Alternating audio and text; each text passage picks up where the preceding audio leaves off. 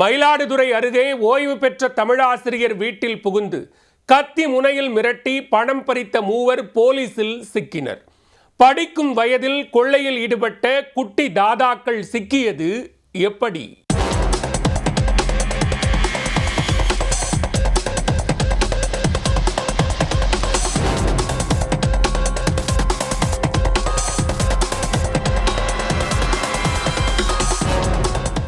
ஏதோ உறவினர்கள் வீட்டிற்கு விருந்துக்கு செல்வது போல் தடபுடலாக நடந்து செல்லும் இவர்கள் கத்தி முனையில் கொள்ளையடிக்கச் செல்லும் திருட்டு கும்பல் என்றால் நம்ப முடிகிறதா?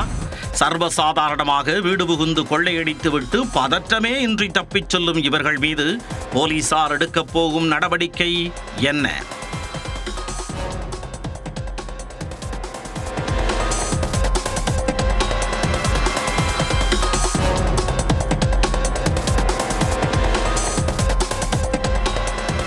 மயிலாடுதுறை மாவட்டம் குத்தாலம் புதுநகரைச் சேர்ந்தவர் 86 வயதான கலைவேந்தன்.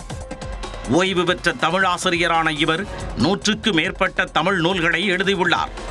தனது மனைவியுடன் தனியாக வசித்து வந்த இவரது வீட்டில்தான் இந்த கொள்ளை சம்பவம் அரங்கேறி உள்ளது.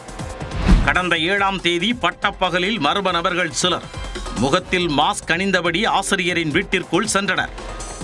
ஏதோ முகவரி கேட்பது போல் சர்வ சாதாரணமாக வீட்டிற்குள் நுழையும் இவர்கள் அதன் பின்னர் தான் தங்களது கொடூர முகத்தை காட்டியுள்ளனர். வீட்டிற்குள் புகுந்த அவர்கள் கையோடு எடுத்து வந்திருந்த கத்தியை எடுத்து ஆசிரியரின் கழுத்தில் வைத்துள்ளனர். அவரது மனைவியையும் கத்தி முனையில் நிறுத்தியுள்ளனர். பின் 86 வயதான ஆசிரியர் மீது தாக்குதல் நடத்தியதுடன் பீரோவில் இருந்த 20,000 ரூபாய் பணத்தை எடுத்துக்கொண்டு அங்கிருந்து தப்பி ஓடினர். அல்லாத வயதில் அவர்களை தடுக்க வழியின்றி முதியவர்கள் இருவரும் திணறிப் போயினர். மர்ம நபர்கள் வீட்டிற்குள் வருவதும் பின் அங்கிருந்து கொள்ளையடித்துவிட்டு தப்பிச் செல்வதும் அங்கிருந்த சிசிடிவியில் பதிவாகி இருந்தது.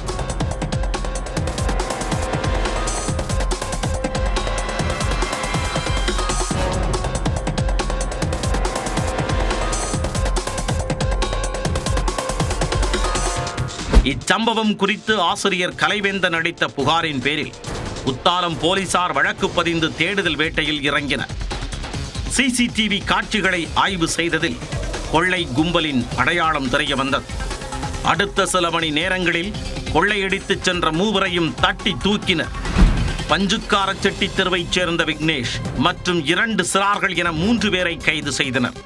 சிறுவர்களை தஞ்சை சீர்திருத்த பள்ளியிலும் விக்னேஷை சிறையிலும் போலீசார் அடைத்தனர். தனியாக வசித்து வந்த தமிழாசிரியரிடம் கத்தி முனையில் கொள்ளையடிக்கப்பட்ட சம்பவம் அப்பகுதியில் பெரும் பரபரப்பை ஏற்படுத்தியுள்ளது.